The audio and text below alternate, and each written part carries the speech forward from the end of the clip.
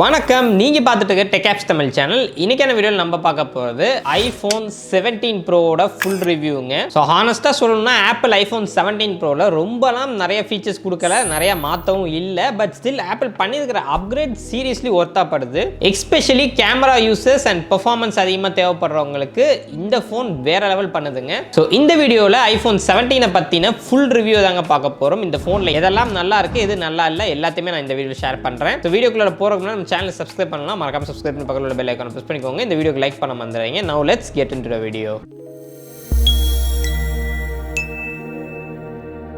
Okay guys, இப்போ first எப்பவும் போல் design and build quality. Design வந்து கொஞ்சம் அப்கிரேட் பண்ணியிருக்காங்க. பட் ஸ்டில் இது எனக்கு காமெடியாக இருக்குது பார்க்கும்போது. பட் இங்கே வந்து டிசைனை தாண்டி பெரிய விஷயம் பார்த்தீங்கன்னா மெட்டீரியல் ஃபுல்லாகவே அலுமினியம் யூஸ் பண்ணியிருக்காங்க. இதுக்கு முன்னாடி iPhone 16 Proவில் டைட்டானியம் இருந்துச்சு. அதை கம்பேர் பண்ணும்போது இந்த அலுமினியம் வந்து அந்தளவுக்கு ப்ரீமியமாக இல்லை. ஆல்சோ இந்த ஃபோனோட திக்னஸ் ரொம்பவே அதிகமாக இருக்குது. அட் த சேம் டைம் நல்லா வெயிட்டான ஃபோன் தான். சைஸ் வந்து கிட்டத்தட்ட iPhone 17 மாதிரி இருந்தாலும் 17 Proவோட வெயிட் ரொம்பவே அதிகம். பட் ஸ்டில் இந்த ஃபோன் ஓவரால் வந்து காம்பேக்ட் சைஸில் தான் இருக்குது. கையில் வச்சு யூஸ் பண்ணுறதுக்கு கம்ஃபர்டபுளாக இருக்குது. பட் ஸ்டில் அந்த ஃப்ளாக்ஷிப்போட அந்த லக்ஸுரி ஃபீல் வந்து 17 Proல மிஸ் ஆகிற மாதிரி எனக்கு பர்சனலாக தோணுது. அண்ட் நெக்ஸ்ட் இந்த ஃபோனோட டிஸ்பிளேங்க 6.3 இன்ச்சில் OLED டிஸ்பிளே கொடுத்துருக்காங்க ப்ரோ மோஷன் டெக்னாலஜியோட. ஸோ டிஸ்பிளே பொறுத்த வரைக்கும் iPhone 17 சீரிஸ் என்டையர் சீரிஸில் ஒரே டிஸ்பிளே தான் கொடுத்துருக்காங்க. பிரைட்னஸ் இன்க்ரீஸ் பண்ணியிருக்காங்க. ஸோ அவுட்டோரில் உங்களுக்கு பீக் பிரைட்னஸ் நல்லாவே இருக்குதுங்க. நல்லா அந்த டிஃபரன்ஸை நம்மளால் நோட் பண்ண முடியுது. பட் நீங்கள் வெயிலில் அவுட்டோரில் வச்சு யூஸ் பண்ணும்போது மட்டும்தான் உங்களால் அதை பார்க்க முடியும். நார்மலாக இன்டோரில் நீங்கள் பிரைட்னஸ் வைக்கிறீங்கன்னா 17, 16 Pro, 15 Pro எல்லாம் ஒரே மாதிரி தான் இருக்கும். பட் ஆப்பிள் இங்கே வந்து சொல்லாமல் பண்ண விஷயம், பெசில்ஸ் வந்து இன்னுமே தின் பண்ணியிருக்காங்க iPhone 17 Proல. ஆல்சோ 17 Proட டிஸ்பிளே சைஸ் வந்து இட்ஸ் லிட்டில் டிஃப்ரெண்ட். அதாவது iPhone 17ஓட அதே சைஸ்ன்னு நம்ம சொன்னாலுமே 6.3 இன்ச்சுன்னு சொன்னாலுமே ஒரு நூல் அளவு எக்ஸ்ட்ரா இருக்கு. ஸோ அதனால் 17ஓட டெம்பர் கிளாஸ் 17 Proல போட முடியாது. ஒரு சில டெம்பர் கிளாஸ் செட் ஆகும், பட் எல்லாமே செட் ஆகாது. மற்றபடி இந்த டிஸ்பிளேயோட கலர்ஸ், HDR, அதுக்கப்புறம் அந்த ப்ரோ மோஷன் எல்லாமே சூப்பராக இருந்துச்சுங்க. இதுலலாம் மாற்று கருத்தே கிடையாது. ஏன்னா டிஸ்பிளேல வந்து ஆப்பிள் வேற லெவல் பண்ணுவாங்க. கலர் ரொம்பவே அக்யூரேட்டாக இருந்துச்சு. ஆல்சோ ஆப்பிள் இந்த தடவை 7 லேயர் ஆன்டி ரிஃப்ளெக்டிவ் கோட்டிங் நம்மளுக்கு இதில் கொடுத்துருக்காங்க என்டையர் iPhone 17 சீரிஸில். ஸோ ரிஃப்ளெக்ஷன் வந்து கொஞ்சம் கம்மி பண்ணி கொடுக்கும். பட் ஸ்டில் நீங்கள் டெம்பர் கிளாஸ் யூஸ் பண்ண போறீங்கன்னா ஆன்டி ரிஃப்ளெக்டிவ் டெம்பர் கிளாஸாக பார்த்து வாங்கிக்கோங்க. நம்மளோட ஓன் பிராண்டான கேஸ் லேப்ல உங்களுக்கு ஆன்டி ரிஃப்ளெக்டிவ் டெம்பர் கிளாஸ் கிடைக்கும். அதோட லிங்க் நான் கீழே டிஸ்கிரிப்ஷனில் கொடுக்குறேன். கண்டிப்பாக செக் பண்ணி பாருங்க. இல்லை அமேசானில் போயிட்டு கேஸ் லேப்னு டைப் பண்ணாலே உங்களுக்கு வந்துடும். ஓகே கேஸ், இப்போ நெக்ஸ்ட் ஸ்பீக்கர்ஸ் அண்ட் மைக். இப்போ மெயினாக கண்டென்ட் கிரியேட்டர்ஸுக்கு இந்த ஃபோன் வர பிரசாரம்னு சொல்லலாம். ஏன்னா மைக்கு வேற லெவலில் இருக்குதுங்க. நான் இப்போ யூஸ் பண்ணிட்டு இருக்கேன் இல்லையா இந்த ஓலிலேண்ட் மைக்கு, இதை விட iPhone 17 Proல மைக்கு வேற லெவல் பண்ணுது. அண்ட் நெக்ஸ்ட் ஸ்பீக்கர்ஸ் அட்டகாசமா இருந்துச்சுங்க. ஒரு சின்ன சாம்பிள் நீங்களே கேட்டுட்டு வாங்க.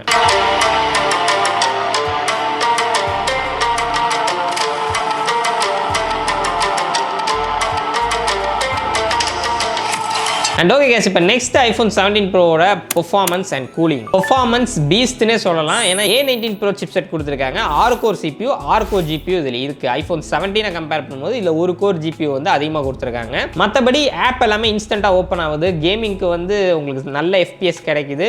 லேக் சுத்தமாக இல்லை, வேற லெவலில் இருக்கு. AAA கேம்ஸும் நீங்கள் இந்த ஃபோனில் விளையாட முடியும். ஆல்சோ நீங்கள் கண்டென்ட் கிரியேட்டர் எடிட் பண்ணுறீங்க அப்படின்னா ஒரு ஸ்மூத்தான எக்ஸ்பீரியன்ஸ் கண்டிப்பாக கிடைக்குது. எஸ்பெஷலி நீங்கள் எடிட் பண்ணும்போது அந்த 1 கோர் GPU உங்களுக்கு கை கொடுக்கும். பட் இது எல்லாத்தையுமே தாண்டி, இந்த பெர்ஃபார்மன்ஸ் எல்லாத்தையுமே தாண்டி இந்த ஃபோனில் பெருசாக நான் பார்க்குற விஷயம் தெர்மல் த்ராட்லிங். ஏன்னா ஆப்பிள் இந்த ஃபோனில் ஆக்டிவ் கூலிங் கொடுத்துருக்காங்க. அதனால தான் இந்த அலுமினியம் பாடியும் மாற்றினாங்க. ஸோ அது சீரியஸாக ரொம்ப நாளாக ஒர்க் ஆச்சு. இந்த ஃபோன் சுத்தமாக ஹீட்டே ஆக மாட்டேங்குதுங்க.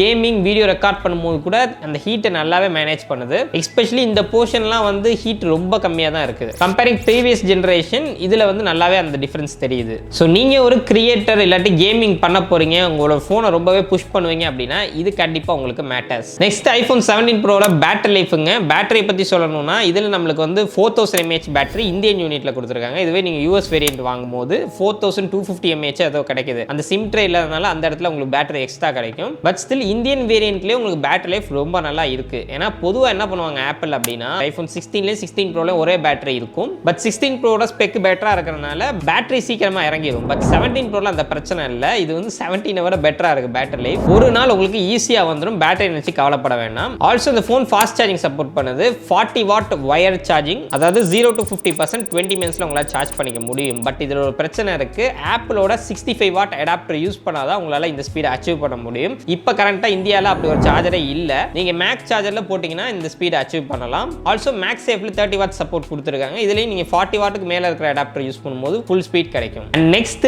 ஐஃபோன் 17 ப்ரோவோட மெயின் செல்லிங் பாயிண்ட் கேமராஸுங்க. ஆப்பிள் சீரியஸாக ரொம்பவே ஃபோக்கஸ் பண்ணியிருக்காங்க கேமராவில். ஃபர்ஸ்ட் இந்த main primary 48 megapixel camera பற்றி பார்த்துருவோமா. இது வந்து ஒரே சென்சார் கிடையாது. ஐஃபோன் 17ல வேற சென்சார், 16 ப்ரோவில் வேற சென்சார், 17 ப்ரோவில் இப்போ புதுசாக ஒரு சென்சார் கொண்டு வந்திருக்காங்க.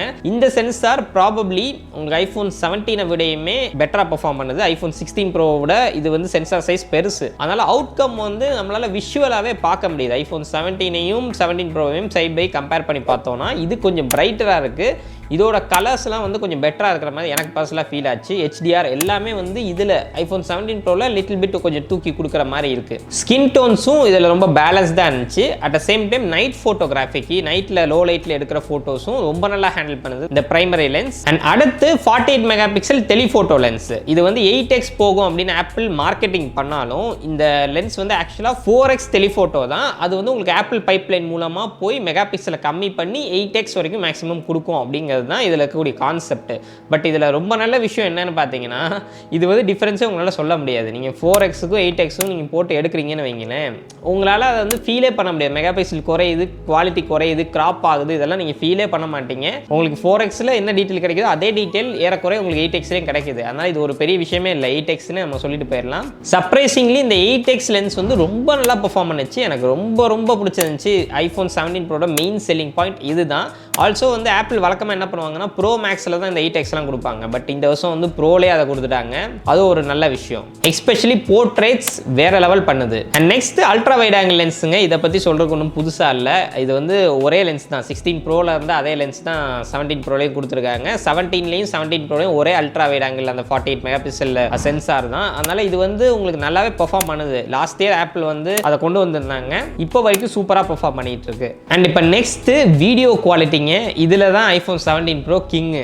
ஓகே கேஸ், இப்போ நீங்கள் பார்த்துட்டு இருக்க இந்த வீடியோ ஐஃபோன் 17 அண்ட் 17 ப்ரோ ரெண்டுத்தையுமே சைமல்டேனியஸாக எடுத்துகிட்ருக்கேன். So front camera, back camera பாருங்கள். எனக்கு இதில் கொஞ்சம் டிஃப்ரென்ஸ் தெரியுது. இது கொஞ்சம் 17 ப்ரோ டல்லாக இருக்கிற மாதிரி இருக்குது. ஆடியோ குவாலிட்டி எப்படி இருக்குதுன்னு சொல்லுங்கள். ஓவரால் பாருங்கள், வெயில் அடிக்குது. ஸோ ஸ்டெபிலிட்டி எப்படி இருக்குதுன்னு சொல்லுங்கள். ஸ்கையோட அந்த டோன் அதெல்லாமே பாருங்கள். உங்களுக்கு டிஃப்ரென்ஸ் தெரியுதா? மறக்காமல் கீழே கமெண்ட் பண்ணிடுங்க. வீடியோ சான்ஸே இல்லைங்க. நீங்கள் நார்மலாக 17 ப்ரோ வச்சு பார்த்தா வீடியோ நார்மலாக தான் இருக்கும். பட் இதில் 17 ப்ரோவில் உங்களால் 10 பிட் லாக் வீடியோ எடுக்க முடியும்.